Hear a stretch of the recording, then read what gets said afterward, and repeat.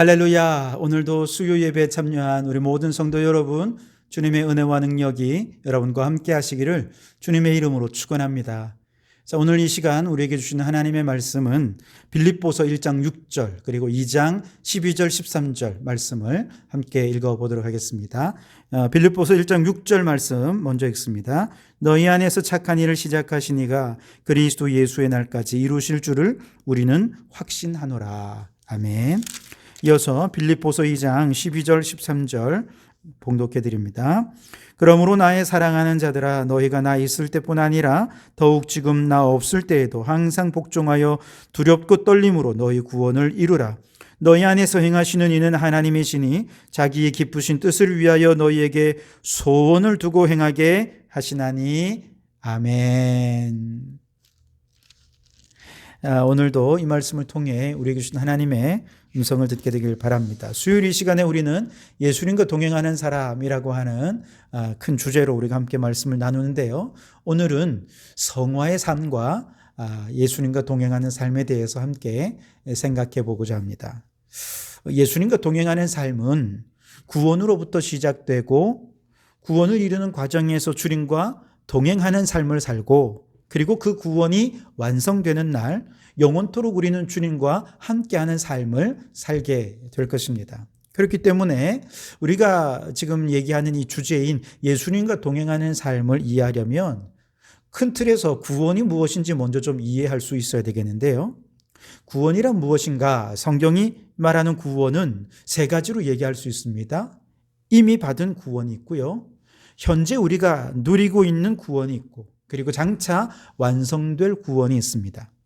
이미 받은 구원을 칭의라 그렇게 얘기를 하고, 현재 우리가 누리고 있는 구원을 성화라 그렇게 얘기를 하고, 그리고 마지막 완성될 구원을 영화라 이렇게 얘기를 합니다. 칭의는 한 번 일어나는 유일회적 구원 사건이라고 한다면, 성화는 지속적인 과정이라 얘기할 수 있겠고요, 영화는 한 번 일어나는 영적 사건이면서도 또 영원히 이어지는 삶이라 그렇게 얘기할 수 있겠습니다. 자, 우리가 오늘 읽은 빌립보서 1장 6절 말씀은 이 세 가지 구원의 사건을 잘 설명해 주는 말씀인데요. 1장 6절에 보시면 너희 안에서 착한 일을 시작하신 이가 그리스도 예수의 날까지 이루실 줄 우리는 확신하노라 그랬죠. 여기서 너희 안에서 착한 일을 시작했다라고 말할 때 우리 안에서 시작하신 착한 일이 무엇입니까? 구원 사건, 칭의이지요. 그리고 그 일은 이제 그리스도 예수 날까지 이루는 과정으로 그리고 있습니다. 이것을 우리는 성화라 그렇게 얘기를 하고요. 언제 완성됩니까? 그리스도 예수의 날에 완성이 되어 영화에 이르게 되는 것이죠. 먼저 너희 안에서 시작하신 착한 일, 이 구원의 사건, 즉 칭의에 대해 좀 생각을 해보면, 하나님께서 이 구원의 사건을 시작하셨다는 거예요. 하나님께서 우리 안에서 이 구원의 착한 일을 시작하셨습니다. 즉 인간의 자력으로 구원을 얻는 것이 아니라는 것이죠. 왜냐하면 우리가 범한 죄는 우리 스스로의 힘으로 벗어날 수 있는 것이 아니기 때문에 그렇습니다. 아담과 이브 때부터 죄를 저지르긴 했지만 이 죄를 수습하지를 못했잖아요. 그런데 이 죄는 봐줄 수도 없고 대충 넘어가 줄 수도 없고 은폐할 수도 없고요, 시간이 지난다고 이 죄는 해결될 문제가 아닙니다.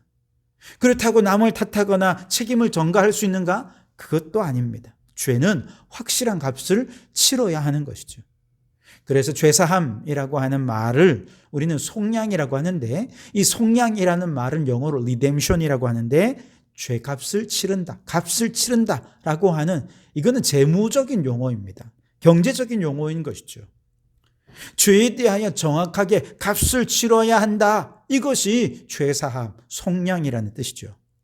우리는 가끔 음주운전으로 사람을 치어 살인을 하고 죽였는데 재판정에서 심신미약이 인정이 되어서 감형이 되는 경우 볼 수 있습니다. 권력자나 혹은 돈 많은 사람들은 감옥살이를 잘 하지 않아요. 혹시 감옥에 가더라도 얼마 살지 않고 그만 이런저런 이유로 풀려나는 모습을 보면서 많은 국민들이 분노합니다. 이런 불공정한 사회에서 우리가 어떻게 살 수 있느냐? 막 화를 냈지요. 왜 그렇습니까? 그들이 저지른 죄에 합당한 대가를 치르지 않았기 때문에 분노하고 화를 내는 것이죠. 그런데 만일 우리의 인간의 죄에 대해서 우리가 정말 좋은 일을 좀 많이 하고 선행을 하고 구제를 많이 하면 죄가 해결될 수 있다라고 말한다면 누가 제일 화를 낼까요? 아마 마귀가 화를 제일 많이 낼 겁니다. 왜냐하면 마귀와 영적 세력들은 이 마귀가 인정할 수 없는 거예요. 그래서 그저 좀 선을 좀 행했다고 해서 하나님께서 그래 내가 용서해 줄게 이러면 마귀는 인정할 수 없다고 분노하고 화를 낼 것입니다. 죄에 걸맞는 죄값을 치른 것이 아니기 때문이죠. 화가 난 마귀는 어떻게 할까요? 끊임없이 우리의 죄를 참소하고 정죄하고 그렇게 할 것입니다. 선행이나 인간의 구제의 삶은 우리가 저지른 죄에 비하면 죄값으로 턱없이 부족하기 때문에 그래요. 엄청난 죄값이 치러져야 하늘과 땅의 모든 존재들이 이것을 납득할 수 있게 되는 것이죠. 그런데 이렇게 형편없는 죄인인 우리를 위해 하늘과 땅을 다스리시는 하나님의 아들이 죽으셨습니다. 이것은 그렇게 정죄하기 좋아하고 참소하고 고소하기 좋아하는 저 사탄도 더 이상 아무 말 못하게 만드는 정말 거대한 값을 치르신 것이지요. 파격적인 대가를 치르신 것입니다. 엄청난 죄값입니다. 우리가 예수 그리스도를 믿고 영접하는 순간에 예수의 피값이 내게 효력을 발휘해서 우리의 모든 죄가 용서를 받게 되는데 이것을 우리는 구원이라고 얘기합니다. 하나님이 우리에게 은혜를 주신 것을 이제 내가 받아들이는 것, 이것을 우리는 믿음이라고 얘기를 해요. 그래서 우리는 오직 믿음으로 구원을 받게 된다라고 말한 것이죠. 로마서 1장 17절 말씀에 복음에는 하나님의 의가 나타나서 믿음으로 믿음에 이르게 하나니 기록된 바 오직 의인은 믿음으로 말미암아 살리라 함과 같으니라. 아멘. 오직 의인은 믿음으로 말미암아 살리라.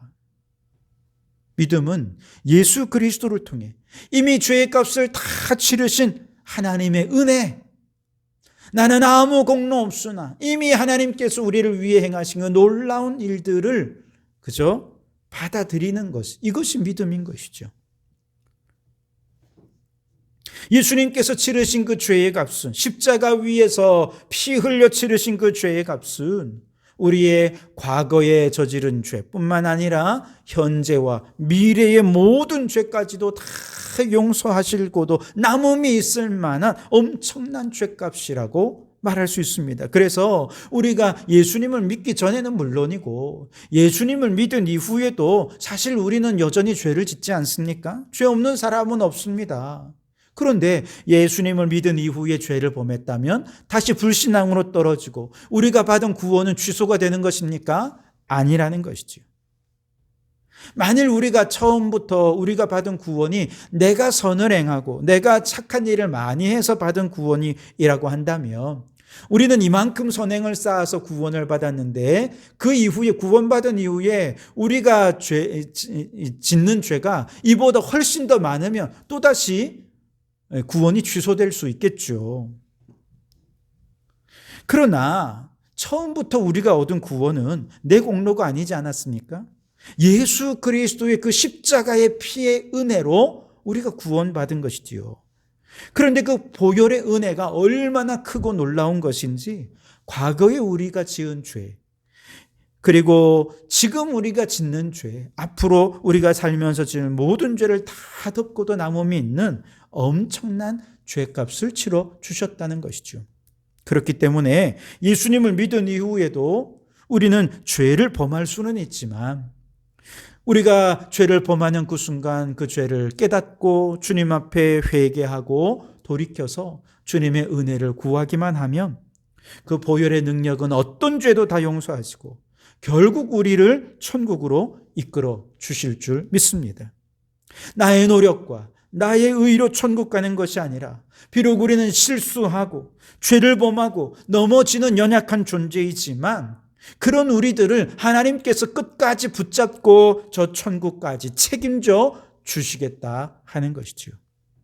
그러니 어떤 어둠의 권세도 우리가 받은 구원을 무너뜨릴 수 없고 그 구원을 무효화시킬 수 없는 것입니다. 그러니 우리가 받은 구원은 얼마나 완전한 구원이고 완벽한 구원인지 모릅니다. 얼마나 감사한지요. 그런데 문제는 우리가 자꾸 이러한 완전한 구원을 또 안전한 구원을 의심하는 거예요. 과연 우리가 천국까지 무사히 갈 수 있을까? 우리는 안전한가? 우리를 바라보면서 내가 살아가는 삶의 모습을 보면서 자꾸 의심한단 말이죠. 그래서 하나님께서 누구를 보내주셨습니까? 성령님을 우리에게 보내주셔서 보증인이 되어주셨습니다. 에베소서 1장 13절 14절에 그 안에서 너희도 진리의 말씀 곧 너희의 구원의 복음을 듣고 그 안에서 또한 믿어 약속의 성령으로 인치심을 받았으니 이는 우리 기업의 보증이 되사 그 얻으신 것을 속량하시고 그의 영광을 찬송하게 하려 하심이라. 아멘. 즉 우리가 구원을 받았고 우리가 받은 그 구원은 완전한 구원이고 그리고 안전하게 천국까지 이를 구원이라는 사실을 성령님을 보내주셔서 보증으로 삼아주셨다는 것입니다. 그래서 우리가 죄를 범할 때 우리 안에서 두 가지 목소리가 들려요. 우리 안에 있는 마귀가 얘기합니다. 거봐, 너 그런 죄를 범하고도 어떻게 천국 갈 수 있겠어? 내가 그럴 줄 알았어. 넌 이제 끝났어. 그런데 바로 그 순간 우리 안에 계신 성령님께서 말씀하십니다. 아니야. 네가 비록 죄를 범했고 잘못했지만 그럼에도 불구하고 너는 여전히 나의 자녀야. 하늘이 두 쪽 나도 나는 너를 끝까지 책임질 거야. 너는 절대로 구원을 잃어버릴 수 없어. 성령님이 우리에게 말씀해 주시면서 마귀의 참소를 무력화시켜버리는 것이죠. 그러므로 여러분, 우리가 받은 구원은 완전한 구원이고 천국까지 이끌어줄 안전한 구원이라는 사실을 믿으시기 바랍니다. 우리 안에 계신 성령님께서 이것을 보증해 주십니다. 그러니 이 믿음으로 우리에게 구원을 주신 주님의 크고 놀라운 은혜와 사랑에 늘 감사하는 우리 성도들이 되실 수 있길 바랍니다. 자, 다시 빌립보서 1장 6절로 돌아오면 너희 안에 착한 일 시작하신 이가 그리스도 예수의 날, 즉 영화를 완성하는 그날까지 우리에게 그 구원을 이루도록 이끌어 주실 것을 확신한다 그랬습니다. 자, 그렇다면 이 착한 칭의의 구원은 그 다음에 그리스도의 예수의 날까지 이루어 가야 할 과정이 되는데 우리는 이것을 성화라 그렇게 얘기를 합니다. 구원은 하나의 유일해전 사건이지만 성화는 주님 앞에 가는 그날까지 끊임없이 계속해서 이루어 가야 할 과정이라는 것이죠. 그리고 그 과정 속에서 하나님은 성령으로 우리와 함께 하시면서 우리를 책임져 주시기에 여기에 주님과 동행하는 삶이 있다는 것이죠. 성화는 현재 진행형으로 우리가 받는 구원을 누리는 것을 의미합니다. 자, 오늘 우리가 읽은 빌립보서 2장 12절 말씀에 그러므로 나의 사랑하는 자들아 너희가 나 있을 때뿐 아니라 더욱 지금 나 없을 때에도 항상 복종하여 두렵고 떨림으로 너희 구원을 이루라 말씀하십니다. 여기서 구원을 이룬다라고 말씀하실 때 내 힘으로 구원에 도달해란 뜻이 아니지요. 열심히 노력해서 구원의 커트라인을 넘어서라 이런 의미가 아닙니다. 왜냐하면 우리는 이미 믿음으로 구원을 받았기 때문에 예수의 공로로 구원을 받는 것이지 인간의 힘과 노력으로 구원받는 것이 아니기 때문에 그렇습니다. 게다가 빌립보서의 말씀은 지금 빌립보 교인들은 다 예수님을 믿고 구원받은 사람들 아니겠습니까? 이들에게 구원을 이루어 가라라고 말씀하시는 것은 어떤 의미겠는가? 이 이루라라고 하는 이 말은 광산에 깊이 들어가서 그 속에 있는 모든 보화와 보석을 다 캐어내어라 이런 의미가 있다는 거예요. 즉 우리가 구원을 받았을 때 이것은 어마어마한 보석이 숨어있는 광산을 통째로 선물로 받은 것입니다. 그렇기 때문에 구원받은 성도들은 이제 어떻게 해야 됩니까? 광산을 파고 들어가서 그 속에서 있는 어마어마한 보석들을 막 캐내어야 하지 않겠습니까? 아무리 엄청난 보석이 광산 안에 들어있다 하더라도 보석을 캐내지 않으면 보석은 내 것이 될 수 없는 것이죠. 구원을 누릴 수가 없는 것입니다. 그런데 어떤 사람은요, 열심히 부지런히 또 지혜롭게 그렇게 구원의 광산 속에 깊이 들어가서 축복의 보석을 캐냅니다. 은혜의 보석을 캐냅니다. 그리고 그 구원을 누리면서 매일매일을 기적으로 살아가는 것이지요. 그러나 어떤 사람은 게으르고 미련해서 이미 구원의 광산을 선물로 받았음에도 불구하고 그 속에 캐어 들어가질 않는 거예요. 그러니 그 축복을 누리지 못하는 것이죠. 맨날 그냥 하나님 복 주세요, 은혜 주세요 이러고만 있는 거예요. 들어가지 않으니까. 그리고 그냥 상처받았어요, 아파요, 위로해 주세요. 여러분, 그건 신앙생활이 너무나도 초보적인 것에 불과한 것이죠. 하나님이 주신 똑같은 구원을 가지고 이 구원을 어떻게 누리느냐는 우리에게 달려져 있는 것입니다. 구원은 은혜로 받았지만 구원을 누리는 것은 우리가 어떻게 하느냐에 달려있는 것이죠. 이것이 바로 이루라라고 하는 말씀의 의미라는 겁니다. 이루라는 말은 영어 성경에 보면 워크아웃이라는 단어를 쓰는데요. 이것은 헬스클럽에서 열심히 뛰는 것을 의미합니다. 자기 몸을 단련하는 것이죠. 그런데 이 워크아웃은 계속하는 게 중요합니다. 시간을 들이고 정성을 들이면서 지속적으로 할 때 건강한 몸을 누릴 수 있겠죠. 마찬가지로 광산에서 보석을 캐는 것도 마찬가지입니다. 시간과 정성을 들여서 영적 광산으로 들어가야 됩니다. 기도의 세계 깊은 곳으로 들어가고 말씀의 세계 깊은 곳으로 들어가서 그 말씀 속에 있는 보화와 보석을 캐내야 됩니다. 기도를 통해 영적 세계의 깊이를 우리가 누릴 수 있어야 됩니다. 그러면 그 영적 세계는 얼마나 신비롭고 풍성하고 은혜로운지요. 그 너비와 길이와 높이와 깊이를 다 측량할 수 없을 정도로 어마어마한 보석이 그 속에 담겨져 있는 것이죠. 그래서 성도들은 마치 광산에서 보석을 캐내듯이 시간과 정성을 들여 기도하고 말씀 가운데 들어가고 예배를 드리고 그리고 더 나아가서 세상의 빛과 소금으로 살면서 하나님께서 우리에게 맡겨주신 하나님 나라의 사명을 위해 헌신하며 살아야 하는 것입니다. 그러면 이 세상이 주지 못하는 어마어마한 기쁨, 세상에서 누릴 수 없는, 세상에서 찾을 수 없는 너무나도 큰 행복을 보석처럼 캐내어 누릴 수 있게 되는 것이지요. 똑같이 예배를 드려도 어떤 사람은 무기력하고 은혜도 없고 감동도 없이 예배를 드리지만 어떤 사람은 은혜와 감격과 능력의 예배를 드리면서 은혜를 누리며 살아갑니다. 무엇이 다른지 아십니까? 시간과 정성을 들여 그 속에 깊이 몰입하여 들어가지 않았기 때문에 그렇습니다. 똑같이 예수님을 믿어도 사명을 감당하며 역동적으로 생명력 넘치는 신앙생활을 하는 성도가 있는가 하면 어떤 성도는 맨날 나 상처받았어요, 위로해 주세요, 늘 저 사람이 어떻고 저 사람이 어떻고 이 교회는 어떻고 저 교회는 어떻고 교회를 떠날까 말까 앓는 소리만 해요. 왜 그런지 아십니까? 시간과 정성을 들여 축복을 캐내지 못했기 때문에 그런 것입니다. 예수님과 동행하는 삶은 이처럼 시간과 정성을 들여 주님께로 나아가서 주님을 만나고 때를 따라 돕는 은혜를 경험하고 그 속에서 주님의 뜻을 분별해서 주님과 교제하면서 주님이 기뻐하시는 삶을 살아내는 것을 의미하는 것입니다. 그 삶은 얼마나 행복하고 복된 삶인지 모릅니다. 그래서 빌립보서 오늘 2장 12절 마지막 부분에 두렵고 떨림으로 구원을 이루라 그랬어요. 이처럼 광산에서 보석을 캐고 구원을 누리는 삶은 쉽지 않을 거라는 것이죠. 사탄이 그것을 누리도록 가만 내버려 두지 않을 거라는 것입니다. 예수님을 믿기 전에 우리는 사탄의 자녀였기 때문에 우리를 굳이 건드릴 이유가 없죠. 그러나 예수님을 믿은 후에 사탄은 우리를 싫어합니다. 그래서 영적으로 무기력하게 만들기 위해 끊임없이 우리를 공격하죠. 세상의 즐거움이 예배나 기도의 즐거움보다 더 커서 굳이 교회에 나아가서 예배드리고 기도할 이유를 찾지 못하는 것입니다.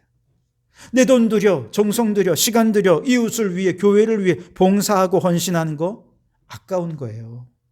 주님을 위해 돈 쓰는 게 너무 아까워요.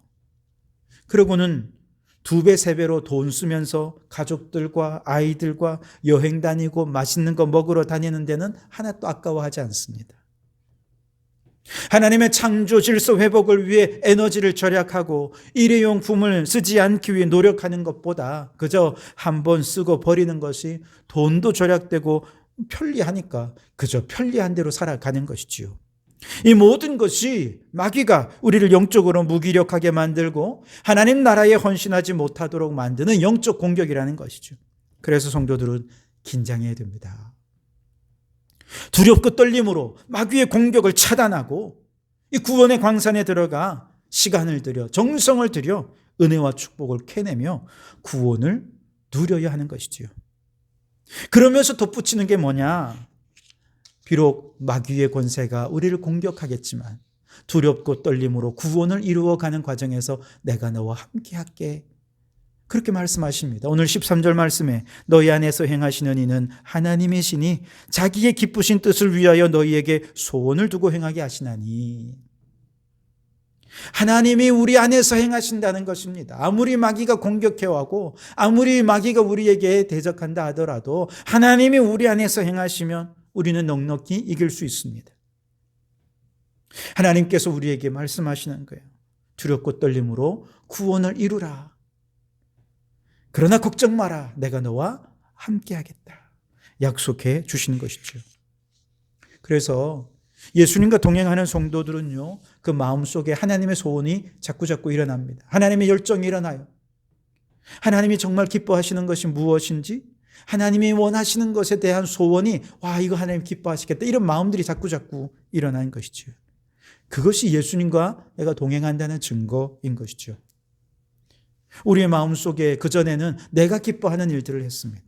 그런데 세상의 것 즐기고 세상의 성공을 위해 살고 그 꿈을 성취하는 것에 우리의 즐거움이 그전에 있었다면 예수님을 믿고 그분을 내 안에 모시고 주님과 동행하며 살다 보니 이제는 내 안에서 일하시는 하나님께서 끊임없이 하나님이 무엇을 기뻐하시고 하나님이 무엇을 원하시는지를 관심을 갖게 되고 어떻게 하면 하나님의 영광을 받으실 수 있을까? 또 하나님이라면 이때 어떻게 하셨을까? 이런 마음의 소원들이 끊임없이 그에게 일어나서 하나님이 기뻐하시는 일들에 헌신하게 된다는 것이죠. 이것이 바로 성화의 과정에서 주님과 동행하는 성도들의 삶이 되는 것이죠.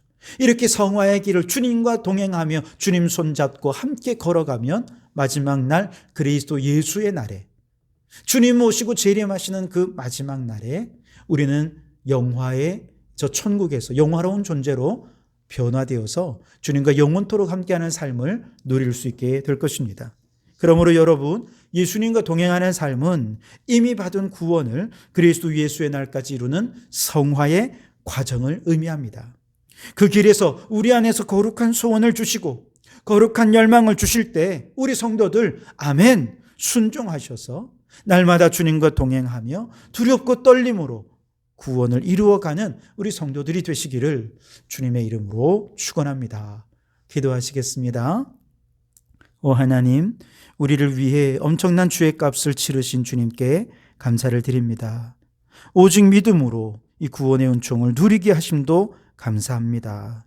우리는 연약하여 구원받았으나 여전히 죄를 범하고 넘어지지만 성령님을 보내셔서 끝까지 그 구원을 이룰 수 있도록 책임져 주시니 너무나도 감사합니다. 오늘도 성화의 길을 걸어가며 성령님과 동행하게 하여 주시고 우리 안에서 소원을 두고 일하시는 주님의 소원이 나의 열망이 되고 꿈이 되고 비전이 되어서 두렵고 떨림으로 매 순간 하나님께 영광을 돌려드리며 구원을 이루어가는 저희들이 되게 해 주시옵소서. 예수님 이름으로